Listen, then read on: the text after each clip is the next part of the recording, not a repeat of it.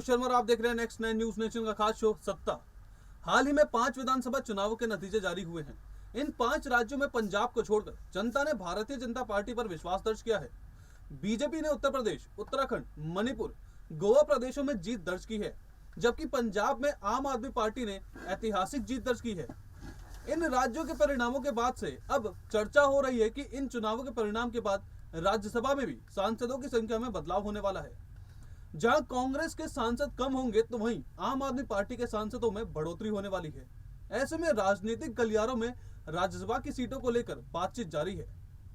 ऐसे में जानते हैं कि आखिर इन चुनावों के नतीजों के बाद में राज्यसभा के सांसदों की संख्या को लेकर कितना बदलाव होने वाला है, और साथ ही जानते हैं कि अगर अभी राज्यसभा में पार्टी वाइज क्या स्थिति है और किस पार्टी को कितने सांसद हैं। दरअसल अक्सर लोगों का मानना होता है कि राज्यसभा में कांग्रेस और बीजेपी के ही सांसद हैं, लेकिन ऐसा नहीं है। अभी राज्यसभा में करीब 35 पार्टियों के सांसद हैं, जो 250 सांसदों का हिस्सा है। तो जानते हैं कि किस पार्टी के कितने सांसद हैं। किस तरह बदलेंगे नंबर। 2022 में राज्यसभा के 75 सदस्य अपने कार्यकाल पूरा कर रहे हैं। इसमें 7 नॉमिनेटेड सदस्य भी शामिल हैं, जबकि कर्नाटक और बिहार की एक सीट खाली है। इस महीने की 31 तारीख को 6 राज्यों की 13 राज्यसभा सीटों पर चुनाव होने जा रहे हैं, जिसमें 5 सीट सिर्फ पंजाब की हैं। इसमें आम आदमी पार्टी को सीधा फायदा मिलेगा। राज्य के 5 राज्यसभा सीटों में से 2 अकाली दल, 2 कांग्रेस और 1 बीजेपी के पास है। नतीजों से स्पष्ट होता है कि अकाली दल, कांग्रेस और बीजेपी अपनी अपनी सीट बचाने में कामयाब नहीं होंगे। ऐसे में यहाँ की 5 सीटों आम आदमी पार्टी के खाते में जा सकती है। राज्यसभा में पहले से आम आदमी पार्टी के 3 सांसद हैं। पंजाब की 5 सीटों को मिलाकर आपका आंकड़ा राज्यसभा में 8 तक पहुंच जाएगा। वहीं उत्तर प्रदेश में समाजवादी पार्टी की बात करें तो फिलहाल समाजवादी पार्टी के पास 5 सांसद हैं, लेकिन अब विधायकों के सीट में काफी बदलाव हुआ है, जिसके बाद से राज्यसभा सीटों में बदलाव संभव है। वहीं बीजेपी के पास राज्यसभा में कुल 97 सीटें हैं। गठबंधन के दलों के साथ यह आंकड़ा 114 है, लेकिन अपने दम पर बीजेपी अभी भी बहुत से आंकड़े से दूर है। उत्तर प्रदेश में पार्टी की सीटें पिछली बार के मुकाबले कम हुई हैं, जिसका असर राज्यसभा की सीटों पर पड़ेगा। अभी किस पार्टी के कितने हैं सांसद। राज्यसभा की वेबसाइट के अनुसार अभी 35 पार्टियों के सांसद राज्यसभा में हैं, जिसमें कांग्रेस, बीजेपी, आप जैसी कई पार्टियां शामिल हैं। अभी आम आदमी पार्टी के 3, बीजेपी के 97, इंडियन नेशनल कॉन्फ्रेंस के 34 सांसद हैं। संसद में भारतीय जनता पार्टी की ताकत और बढ़ गई है, जबकि कांग्रेस की ताकत कम हो गई है। राज्यसभा के चुनाव में हालिया दौर में कांग्रेस की ताकत 5 सीटों से कम हो गई है। राज्यसभा में पहली बार भाजपा ने अप्रैल में सदस्यता में 100 से ज्यादा का आंकड़ा पार कर लिया था। यह उपलब्धि हासिल करने में भाजपा 1988 के बाद पहली पार्टी बन गई है। गुरुवार को हुए संसद के उच्च सदन के चुनावों के हालिया दौर के बाद भगवा पार्टी की संख्या अब 101 हो गई है। भाजपा ने यह उपलब्धि 13 में से 4 सीटें जीतकर हासिल की है, जिसके लिए गुरुवार को मतदान हुआ था। भाजपा की गठबंधन सहयोगी यूनाइटेड पॉपुलर पार्टी लिबरल ने असम से 1 राज्यसभा सीट जीती। भाजपा ने 3 पूर्वोत्तर राज्यों में असम, त्रिपुरा और नागालैंड से राज्यसभा की 4 सीटें जीती है। भाजपा ने इस क्षेत्र में उच्च सदन में अपने सदस्यों की संख्या भी बढ़ा दी है। असम के मुख्यमंत्री हिमंता बिस्वा शर्मा ने ट्वीट किया, असम ने एनडीए के 2 उम्मीदवारों को राज्यसभा में चुनकर प्रधानमंत्री पर अपना विश्वास जताया है।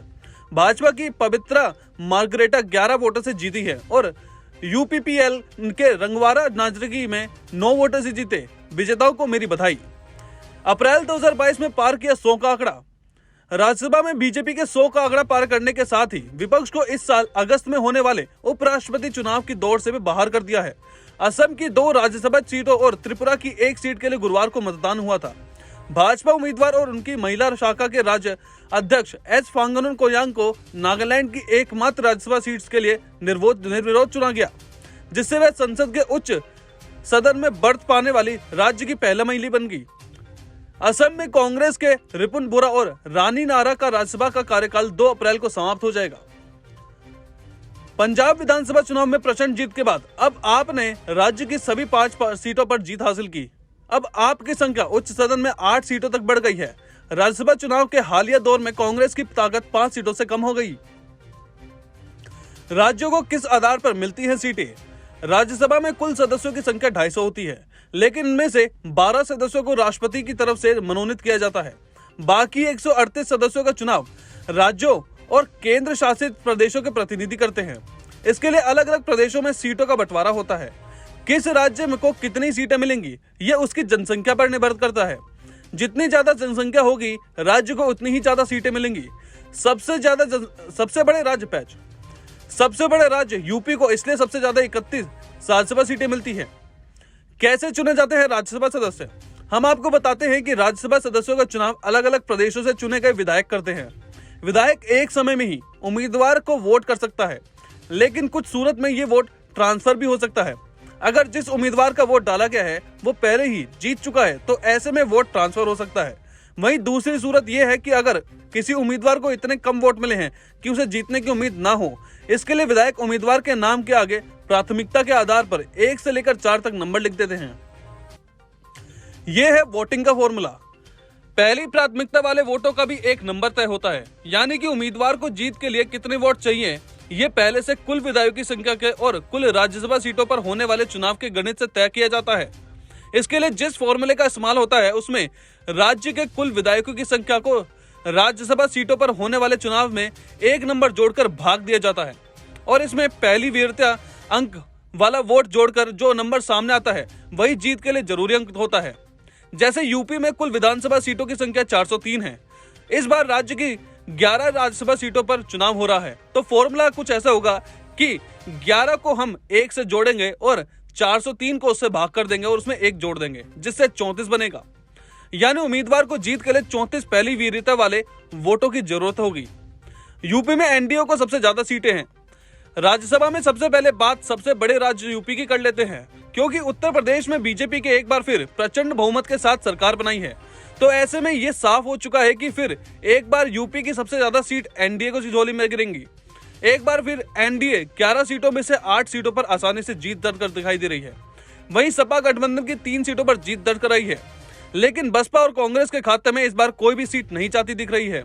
हाल ही में हुए विधानसभा चुनाव में कांग्रेस को महज 2 और बसपा को 1 ही सीट मिली थी।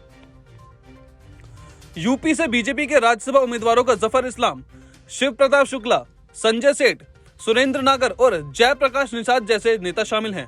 पार्टी जल्द ही पूरी लिस्ट जारी कर सकती है। वहीं सपा ने कांग्रेस के पूर्व वरिष्ठ नेता कपिल सिब्बल और सपा के पूर्व राज्यसभा सदस्य जावेद अली और राष्ट्रीय लोक दल प्रमुख जयंत चौधरी को अपना राज्यसभा उम्मीदवार घोषित किया है। बिहार में क्या बन रहे हैं समीकरण? बिहार से राज्यसभा की 5 सीटों के लिए चुनाव होने जा रहे हैं। पार्टियों ने अपने उम्मीदवारों का ऐलान किया।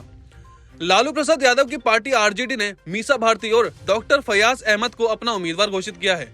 बिहार में सीटों की संख्या में कमी होने के चलते नीतीश कुमार की जेडीयू के इस बार सिर्फ 1 सीट के साथ समझौता करने की संभावना है, जिसका सीधा फायदा आरजेडी को होगा। जेडीयू से टिकट के मुख्य दावेदार केंद्रीय मंत्री आरपीसी सिंह हैं, जिनका कार्यकाल खत्म होने वाला है। वहीं भाजपा अपने संभावित उम्मीदवारों के नाम तय करके दिल्ली में आला कमान को भेजेगी, जहां से अंतिम नामों को चुना जाएगा। कुछ मिलाकर बिहार में आरजेडी और बीजेपी को 2-2 सीटें और जेडीयू को 1 सीट मिलने के आसार हैं। महाराष्ट्र में कितना फायदा? महाराष्ट्र में राज्यसभा की 6 सीटों के लिए 10 जून को वोट डाले जाएंगे, क्योंकि राज्य में कुल विधानसभा सीटें 288 हैं। ऐसे में फॉर्मूले के हिसाब से 288 को 6 और 1 जोड़कर 7 से भाग करें तो वो 1 और उसमें 1 जोड़ के 42 नंबर आता है। यानी कि एक राज्यसभा सीट के लिए 42 वीरता वाले वोटों की जरूरी है।